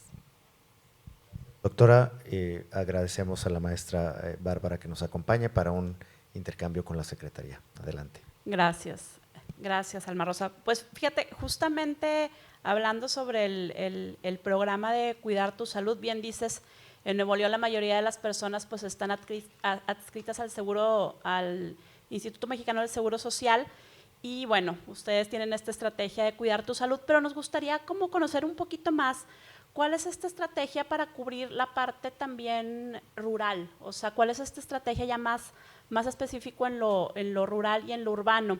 Hay un dato aquí que sale de la encuesta que nos habla de que en lo urbano, digamos que lo que más se queja la gente es que los servicios son caros, pero en la parte rural la queja es que no hay suficientes hospitales, clínicas, o están lejos. Entonces, bueno, algo más aterrizado, ¿no?, en la estrategia. Bien, esta estrategia busca llegar a las personas que carecen de acceso a otro sistema de salud. Sin embargo, podemos hablar de que el IMSS o el ISSSTE no tiene hospitales en el área rural. Nosotros establecemos estos convenios de colaboración porque en Nuevo León los servicios estatales de salud cuentan con 11 hospitales distribuidos por todo el estado. Hacia el norte tenemos el Hospital de Cerralbo, de Sabinas Hidalgo, hacia el sur tenemos el Hospital de Montemorelos, de Linares, de Galeana y de Doctor Arroyo. Son hospitales de 30 camas que tienen las especialidades básicas, medicina interna, cirugía, anestesiología, ginecología, pediatría, traumatología, y que resuelven quizás el 80% más de la problemática de esas comunidades. Para muchas de las personas es muy difícil accesar a estos hospitales porque les toma 2, 3, hasta 4 horas de traslado, pero es una posibilidad que hoy tienen nuestros ciudadanos, tanto el norte como el sur del estado. Lo que nosotros tenemos que hacer es garantizar con los municipios esta agilización del traslado de los pacientes a una unidad médica especializada y establecer y capacitar a todos los municipios también en todas estas posibilidades que tenemos de intervención. Hoy tenemos código infarto, ya prácticamente en todo el estado hemos implementado el código cerebro para la embolia cerebral, con un tiempo de atención menor a 1 hora, donde ya le aplicamos el medicamento antitrombótico, que desde Monterrey están los médicos, tanto en el Hospital Metropolitano como en el Universitario, atendiendo a distancia a esos pacientes, y contamos con la infraestructura y los medicamentos en Doctor Arroyo, por ejemplo, a 5 horas de distancia, que trasladar a ese paciente donde el tiempo es músculo, en el caso del corazón el tiempo son células, en el caso del cerebro son neuronas que se van perdiendo, pues es imposible poder tener una capacidad resolutiva adecuada con tanto tiempo de traslado. Entonces, muy importante el que podamos establecer esas sinergias y llegar a cada rincón del estado de forma oportuna, pero sí también muy estratégicos y coordinados con las demás dependencias. Como bien lo decía, pues el 70% de las personas tienen acceso a Instituto Mexicano del Seguro Social, pero llegan con nosotros a los servicios estatales de salud porque es lo que les queda de una forma más accesible, más cercana, y hoy tienen esta posibilidad no solamente a estos programas, al programa de cáncer de mama, la cobertura del cáncer infantil, al programa de sordera al nacimiento con la colocación de los implantes cocleares, y bueno, pues ya son 1.1 millones de personas, más quizás un 30% más que recibimos y que atendemos en los servicios públicos y que vienen de otras instituciones. Gracias. Y un poco también hay en esa línea esa corresponsabilidad que hay con la federación. ¿Cuáles son estos mecanismos de comunicación? O sea, ¿cómo se coordinan? ¿Cómo se comparte la información también con otros niveles de gobierno y con servicios de salud privados, con las farmacias? Sí, hemos establecido una comunicación bastante positiva con la federación.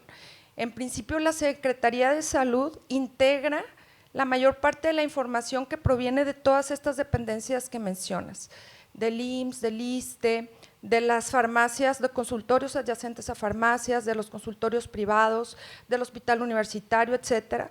Y esta información se integra, se analiza y se envía directamente a la federación. Lo tenemos a la par, generalmente estamos monitoreando todos estos indicadores y sabemos cuál es el comportamiento de los padecimientos que más nos preocupan, de las principales causas de muerte, de las principales causas de enfermedad, como ahorita empieza la influenza, el COVID y las enfermedades respiratorias, y así vamos viendo tendencias a lo largo del tiempo y nos vamos compartiendo estrategias. La Secretaría de Salud, a través de la Subsecretaría de Prevención y Control de Enfermedades, tiene esta comunicación prácticamente directa. Tenemos una gran cantidad de programas, el programa de salud mental, donde nos han tomado como modelo para hacer estas intervenciones en el resto del país. Hoy el programa de intervención en la mujer embarazada y la prevención de la mortalidad materna, las intervenciones in útero y toda la continuidad de la atención del recién nacido también ya lo tomaron como un modelo para replicarlo en otros estados. Entonces seguimos teniendo una coordinación y una comunicación muy fuerte con la federación y buscamos generar estas sinergias que sumen y que representen beneficios para nuestra sociedad y para el resto del país. Por otra parte, en relación a la parte financiera, comentarte que pues una parte importante de nuestro presupuesto lo recibimos de la federación. Entonces, poco más de un 70% son aportaciones federales y un 30% son aportaciones del Estado, y en conjunto pues nos dan la oportunidad de generar estrategias innovadoras, particularmente con el recurso estatal, que son únicas y diferenciadoras de otros estados del país, como son estas coberturas universales que hoy ya Cáncer de mama beneficia a más de 1,300 mujeres en el estado, cáncer infantil a más de 480 niños. El programa Oye, Oír y Escuchar, ya se colocaron más de 25 implantes cocleares en niños que nacieron con sordera al nacimiento, y así nos podemos ir con una lista muy larga de intervenciones de alto costo que no estaban siendo cubiertas con estas estrategias federales y que gracias a la intervención del gobierno estatal se pudieron generar estos mecanismos de intervención y de coberturas financieras y de acompañamiento para estos pacientes en una etapa de alta vulnerabilidad como lo es una enfermedad catastrófica. Muchas gracias. Muy bien. Bueno, pues muchas gracias, secretaria y secretarios.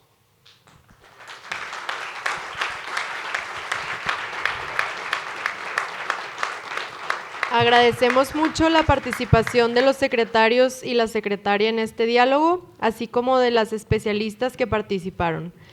Les invitamos ahora a pasar a sus lugares y a continuación invitamos al gobernador del estado de Nuevo León, Samuel García Sepúlveda, a pasar al frente para continuar con este diálogo.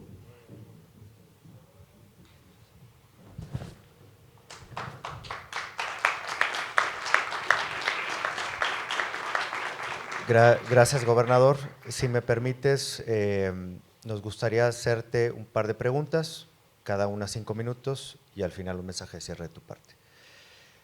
La primera tiene que ver, tuvimos un diálogo en el que participó el secretario Escamilla, muy importante para la coordinación entre Fiscalía, Poder Judicial y Estado, pero nos parece importante conocer tu valoración sobre la situación de seguridad en Nuevo León.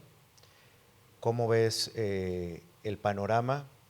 ¿Qué retos identificas y qué va a trabajar el Estado en los 3 años que quedan de tu administración?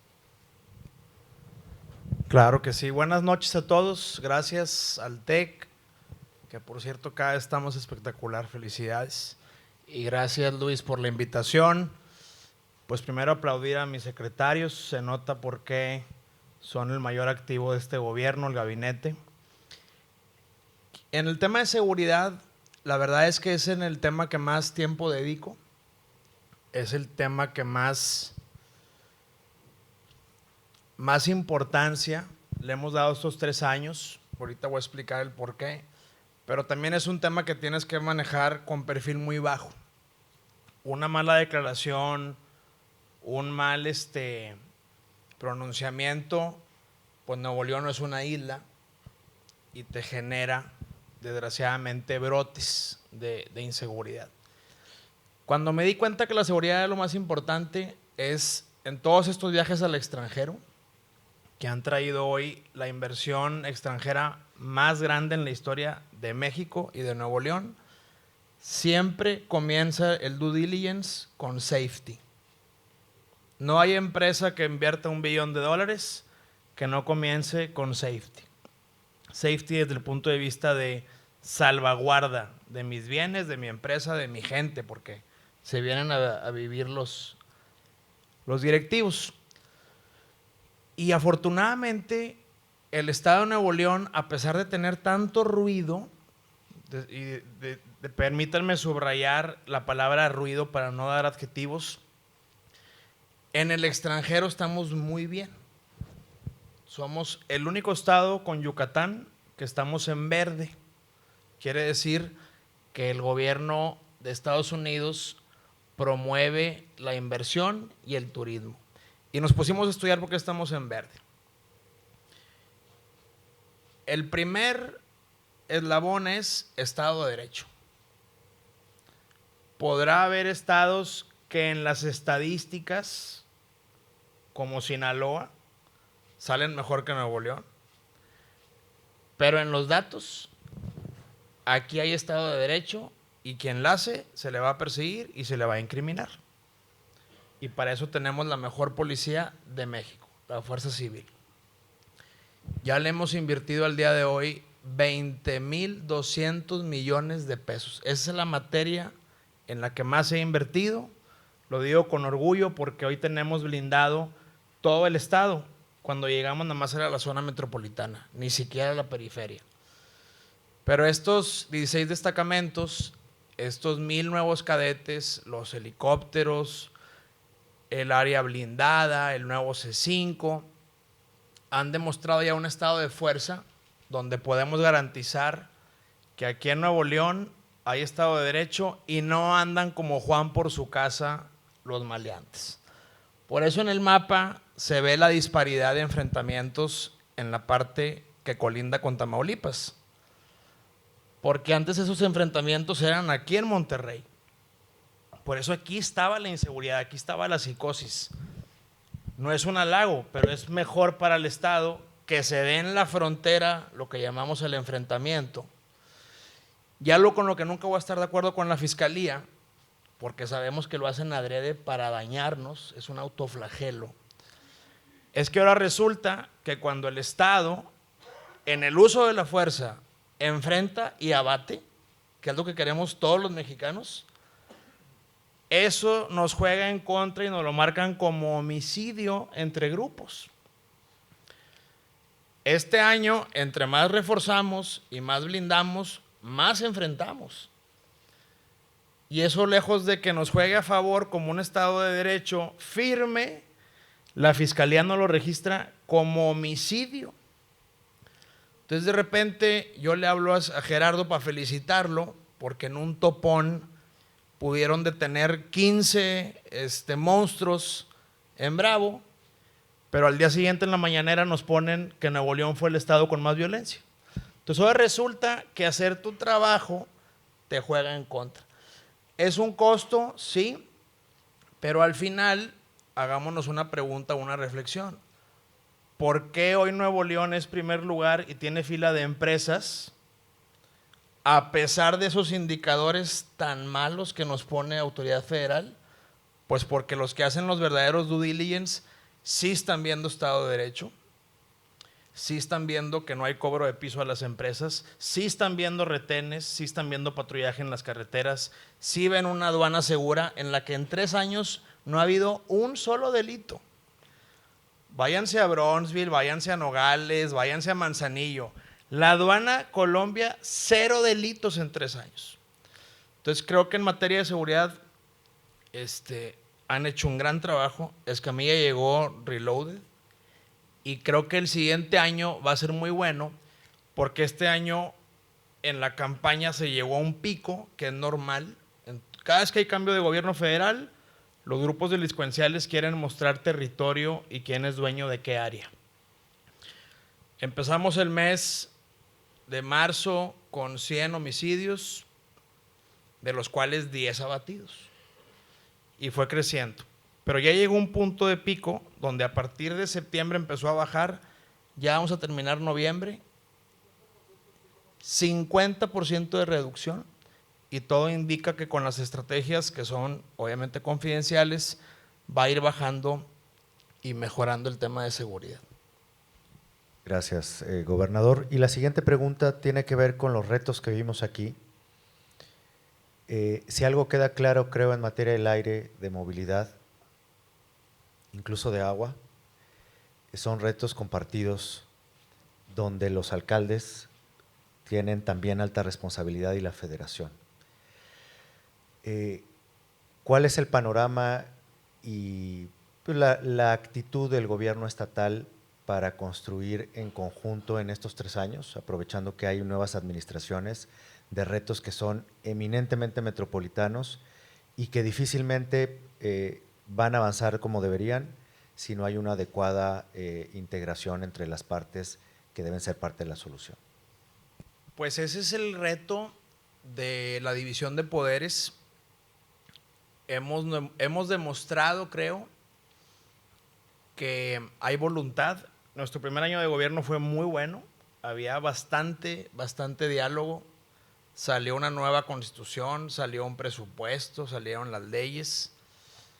Desgraciadamente el tema fiscalía de nuevo nos hace otra vez en el segundo año un agarrón brutal, porque nosotros estamos convencidos que debemos tener un fiscal libre y autónomo de los grupos de poder, no solo para que nos jueguen en contra, sino para que realmente podamos tener un alto, esta puerta giratoria, donde de nada sirve estar deteniendo y deteniendo si el 70-80% nos lo sueltan por diferentes motivos. Y este tercer año fue altamente politizado, desgraciadamente lo electoral permeó y asumimos nuestra responsabilidad, pero ya llevamos 3 meses donde el gobierno del estado ha puesto toda la voluntad, todo el empeño, todas las ganas de que haya de nuevo diálogo y sinceramente no vemos ni un guiño ni una señal, ni una. Lo que hicieron ayer o antier en el Congreso no solo es irresponsable, es imposible. Si tú al Estado de bote pronto, sin gradualidad, sin balance presupuestal, le quitas el 5% de sus ingresos, lo quiebras. Entonces decimos, ¿qué necesidad sin avisar, sin decir agua va, de dar ese mordidón? Pues pareciera que hay grupos que no quieren diálogo o que lucran con la división.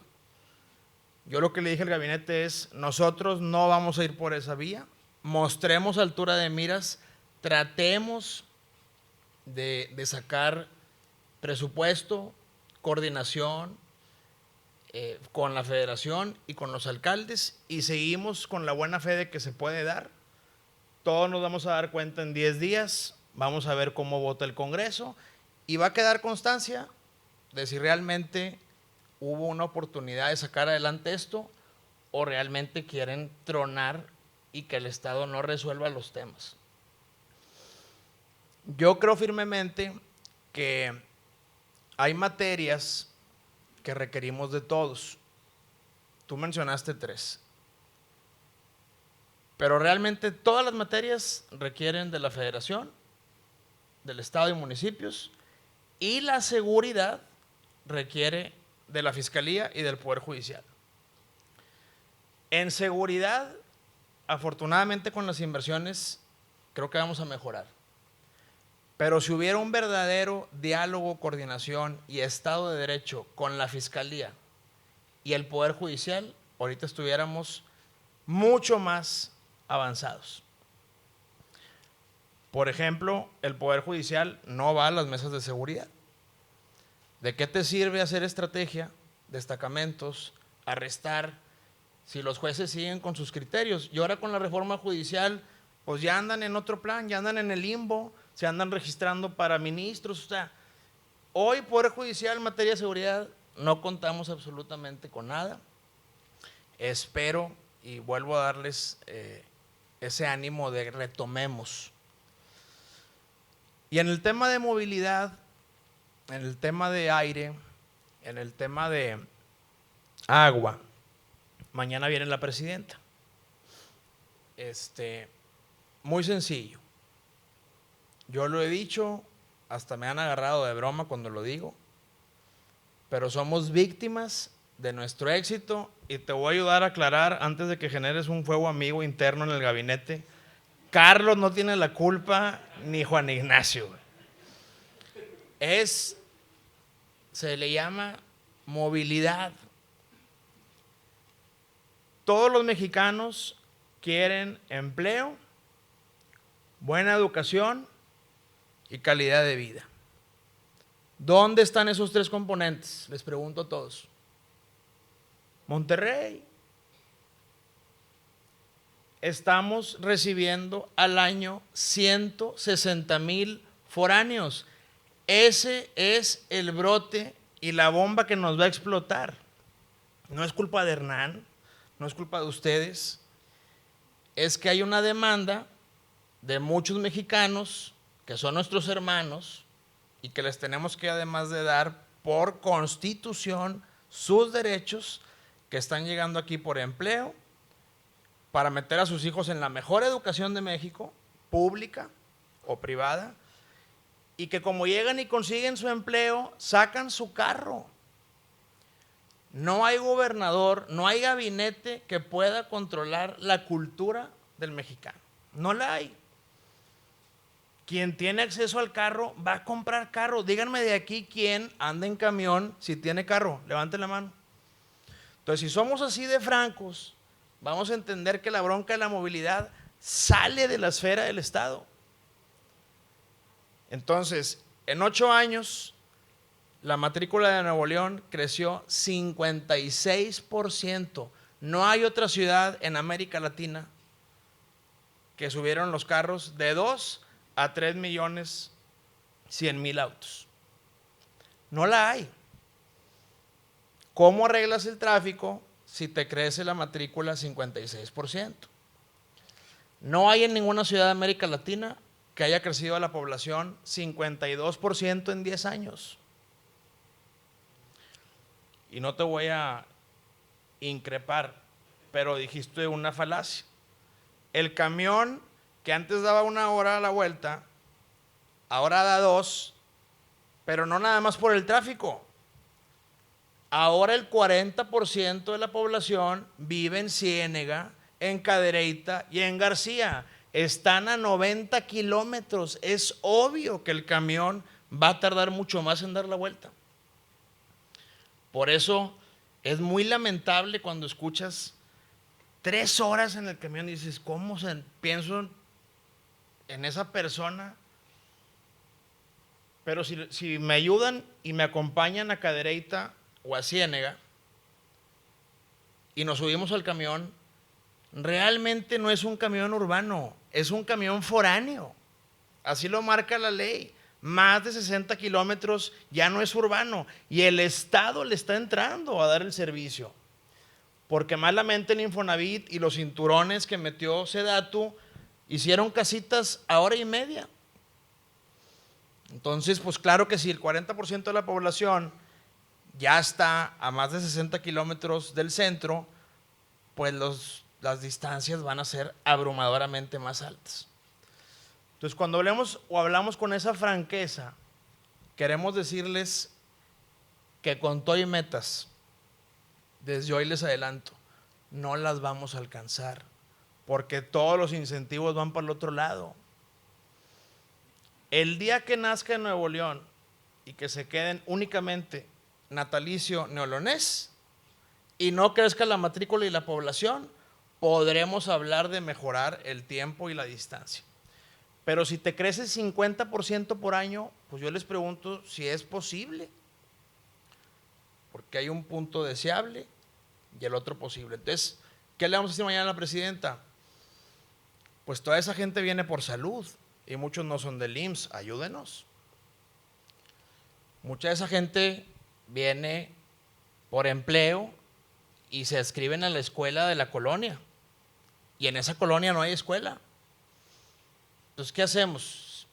El Congreso no va a aprobar el presupuesto, no puedo construir escuelas, pues no hay de otra más que móviles.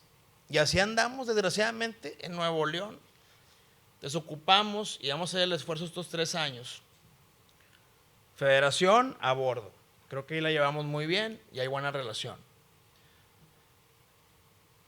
El Congreso, yo ya fui diputado, sé que lo pueden lograr, hacer el esfuerzo de consensuar, donde todos ganamos, pero ocupamos mucha más comunicación y que realmente tengan ganas de sacar un presupuesto. Subiendo de 20 a 25 de manera irresponsable, yo veo como queriendo reventarlo. No me explico otro argumento de por qué hacer esa subida tan abrupta, que aparte es ilegal.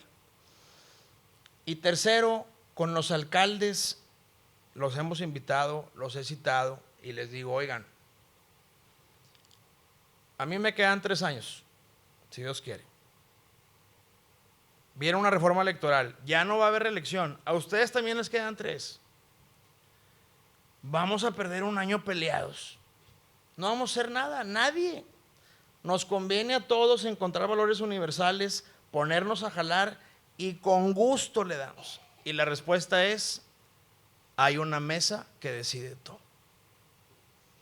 Entonces ya no es el alcalde electo, ya no es el diputado electo el que negocia, el que cabildea. Es una mesa que muchos ni son autoridades públicas. Entonces yo les pregunto a ustedes, ¿con quién quieren que negocie el gobernador? ¿Con una mesa fantasma oculta o con alcaldes y diputados? Pues los convoco esta semana, mañana, que viene la presidenta, abro la agenda para recibir a los alcaldes. El domingo, que cumpleaños mi papá, abro la agenda para ver a los diputados. Así de abiertos estamos para el diálogo y el consenso, y esperamos que también de aquel lado haya esa amplitud. Gobernador, y ya para cerrar,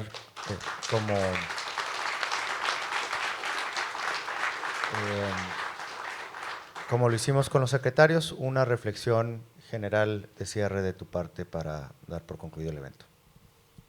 Pues lo mismo que le digo al gabinete, quedan 3 años, estamos haciendo un ejercicio interesante donde queremos hacer un corte de caja y un diagnóstico de los siguientes 3 años con la realidad actual. Hoy le decía a Marta, al tesorero,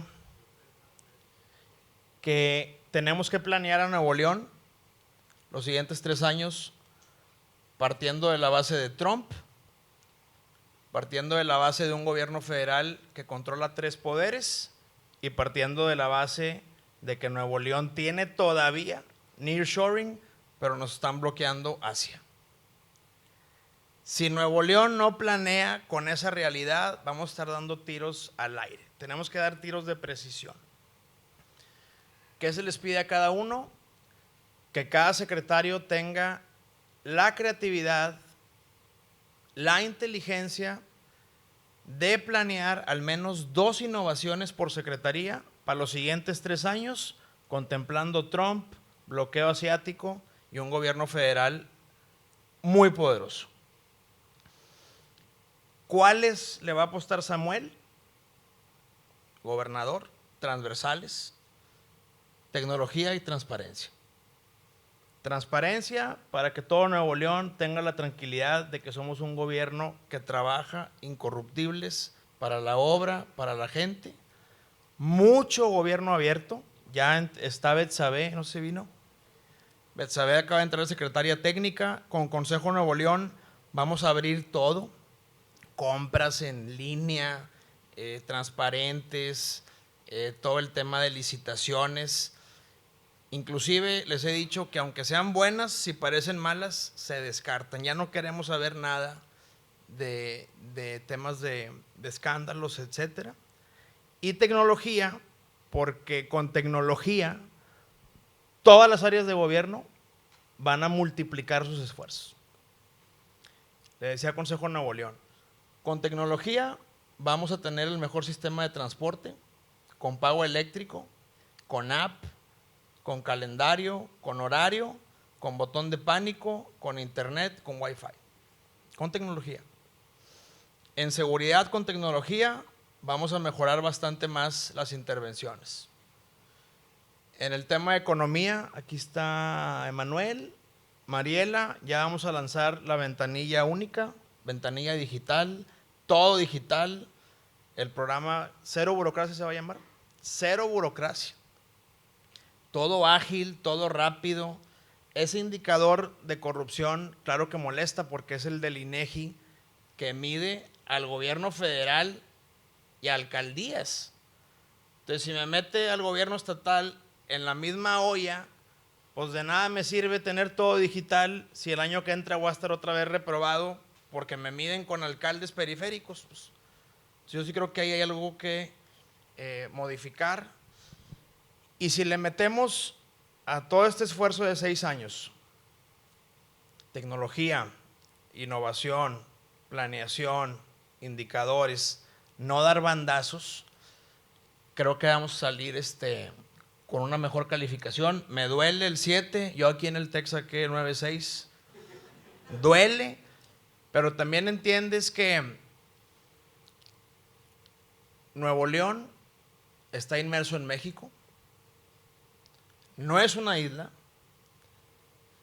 Muchas broncas federales aquí no las tenemos que comer, pero es nuestra responsabilidad. Para eso votó la gente por nosotros. Entonces, en la medida, con esto cierro, que Nuevo León pueda ser referente y un modelo para México, estamos puestos. Aquí el neolonés orgullosamente, con todas nuestras broncas, somos primer lugar en todo. Tenemos una forma de pensar, tenemos una forma de ayudarnos, tenemos una forma de trabajar. Si México ve que esta fórmula jala, luego puede servir para replicarla en todo el país. Y esa es para mí la meta, que este gabinete demuestre que hay una fórmula de esfuerzo, de mérito, de transparencia, de jalar, que tiene a Nuevo León en primer lugar, y ya cada estado o el país sabrá en un futuro qué modelo quieren seguir para los siguientes años. Pues muchas gracias y estamos a sus órdenes.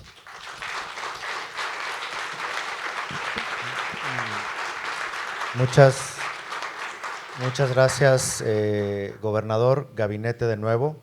Les pedimos que sigamos trabajando en mejorar la forma de medir. A eso nos comprometemos con Betsabe y con el resto de los secretarios, y que el próximo año haya más espacios de diálogo para complementar con la transparencia y como sociedad poder fijar metas en común.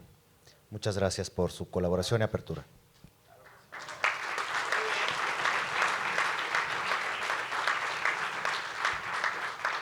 Agradecemos mucho la participación del gobernador Samuel García Sepúlveda en este diálogo.